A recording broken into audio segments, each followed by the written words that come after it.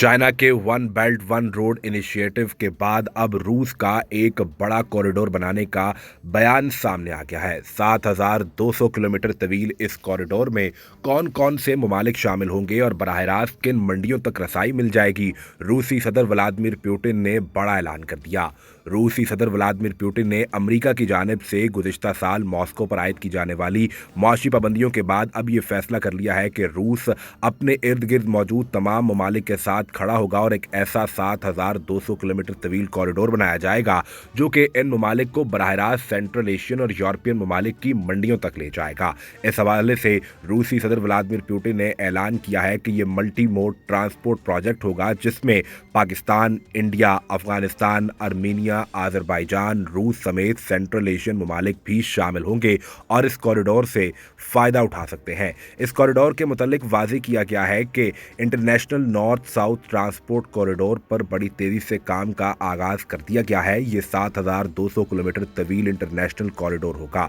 सदर पुतिन की जानिब से कहा गया कि यह ब्लैक सी से शुरू होगा और बहराए ओज़ोफ से होता हुआ इन तमाम ममालिक को इस एक सड़क से जोड़ देगा और मुसलसल हम इस कॉरिडोर में इजाफा करते रहेंगे। उन्होंने कहा कि अभी आपके जहन में ये सवाल होगा कि कौन से ममालिक, दुनिया के कौन से रीजन और कौन से लोकल बिजनेस इस कॉरिडोर से फ़ायदा उठा सकेंगे, लेकिन अभी मैं आप पर सिर्फ ये वादे करना चाहता हूं कि अभी हमें इन तमाम नए सप्लाई मार्केट्स तक पहुंचने के लिए इन ममालिक को एक कॉरिडोर से जोड़ना है जिसमें ख़ास तौर पर भारत, पाकिस्तान, आर्मीनिया, अजरबैजान, अफगानिस्तान और सेंट्रल एशियन ममालिक भी शामिल होंगे। सबसे पहले इस कॉरिडोर को डेवलप किया जाएगा और इसके बाद इन ममालिक के अंदर मौजूद तमाम लोकल बिजनेस यूरोप की और सेंट्रल एशियन मंडियों तक रसाई हासिल कर पाएंगे और अपने बिजनेस को बढ़ा सकते हैं। बताया गया कि यह 7,200 किलोमीटर का मल्टी मोड ट्रांसपोर्ट रीजन होगा जो कि फ्रेट मूवमेंट में India, Iran, Afghanistan, Armenia, Azerbaijan और रूस को आपस में जोड़ देगा। इसका आइडिया पहली दफ़ा भारत के वजीर खारजा जयशंकर ने जब